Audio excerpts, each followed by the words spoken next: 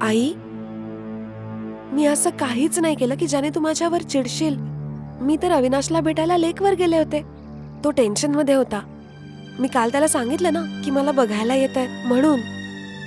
तुझ्या बाबांनी तुला बघितलं तर नाही ना? ते तिथेच नाश्ता करणार होते. तेच तर मी सांगणार होते, पण तू तर मला बघूनच ओरडायला लागलीस. पण त्यांनी तुला बघितलं का? नाही, हे एक चांगलं झालं. त्यांची गाडी वर थांबताच माझी नजर त्यावर पडली. तेव्हा आम्ही दोघं तिथून लपत छपत पळून गेलो. मग ते कसे बघणार आम्हाला? अडचणीत टाकणारच एक दिवस मला. आता मी काय करू तूच सांग. सोडून दे अविनाशला. विचार करणं बंद कर.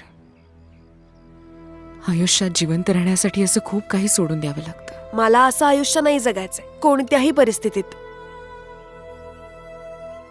तुझ्या बाबांनी तुझं लग्न आतापर्यंत ठरवलं सुद्धा असेल. तू का त्याचं आयुष्य उद्ध्वस्त करतेस? तो खूप सेन्सिटिव्ह आहे. जर तू त्याची झाली नाहीस तर तो देशच सोडून जाईल. त्याचं आणि तुझं काही बोलणं झालं? कोणाची? अविनाशशी.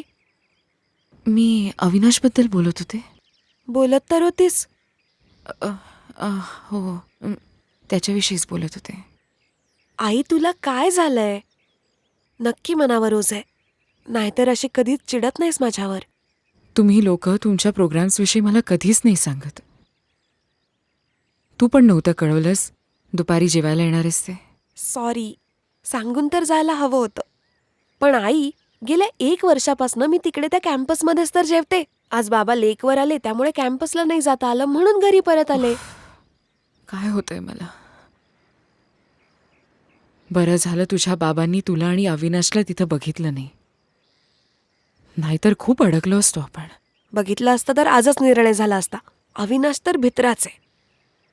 खूप साधा आणि सरळ मुलगा आहे तो. म्हणूनच सांगते श्यामली, त्याला धोका नको देऊस. तुला माहिती आई, मी अविनाशला अजिबात धोका देत नाहीये. मी इतकी भित्री नाहीये की बाबांच्या भीतीने किंवा कोणाच्या तरी धमकावण्याने अविनाशचा विचारच सोडून देईल. आम्ही एकमेकांसोबत आयुष्य घालवण्याचा निर्णय घेतलाय आणि हा निर्णय कोणीही नाही बदलू शकत.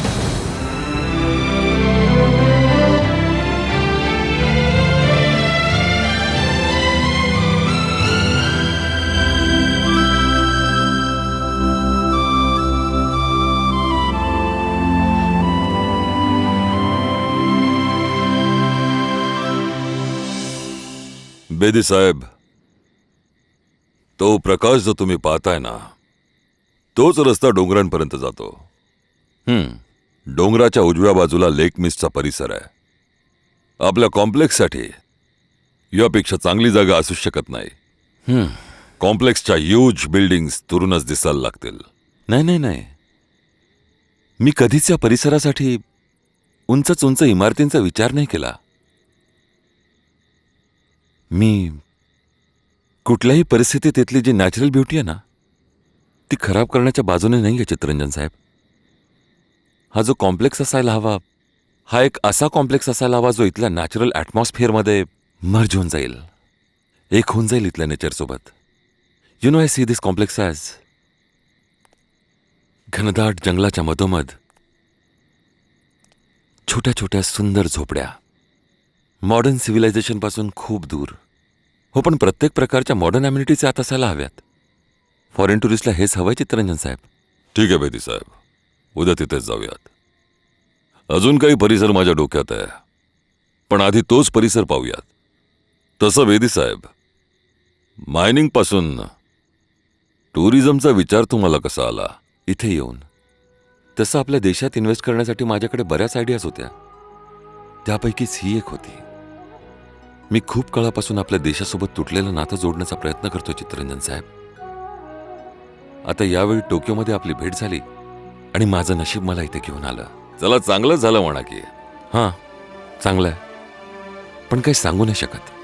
मी तुम्हाला खात्री देतो की तुमचं इथं येणं वाया नाही जाणार. हे नातं पक्क झालं तर व्यवसायाचं नातंही मजबूत होऊन जाईल. श्यामली आणि नीलसोबत तुमचंही इथं येणं जाणं चालू राहील. नाती तर अशीच बनतात, हो ना? नात्यांचं काय साहेब, दिव्याची वात आहे. मन उजळवून टाकतात, पण थोडाही वाऱ्याचा जोर त्यांना सहन नाही होत. दोन्ही हातांनी नात्यांची वाट जपून ठेवावी लागते साहेब. वा बेदी साहेब वा, काय बोलता हो तुम्ही? काय बोलत होतो मी? हा, एक कमी आहे माझ्यात. माहित नाही बोलता बोलता मी कुठे हरवून जातो.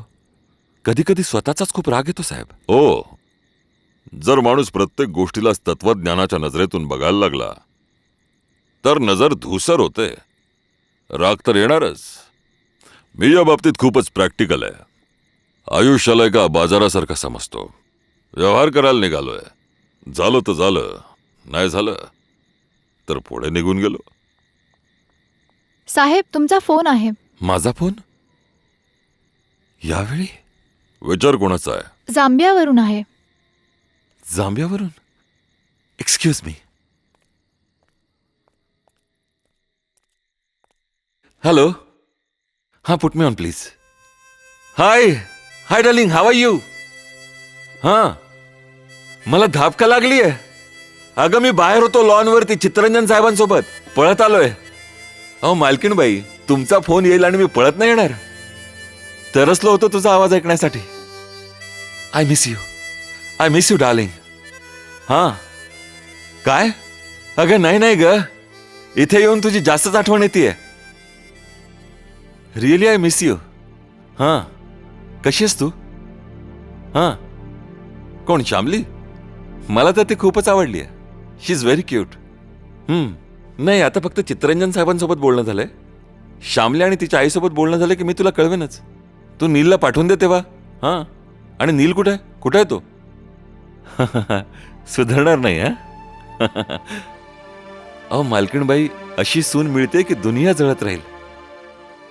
मोना, हा मोना, थोडं मोठ्याने बोल, ऐकू येत नाहीये. काय? लवकर येऊ? अगं असं कसं? हा, ओ मालकीणबाई, विरहाची मजा घ्या. हा, आत्ताच जाऊन मी तुला पत्र लिहितो. आत्ता लगेच, right now. Okay? I love you. Of course I do. I love you.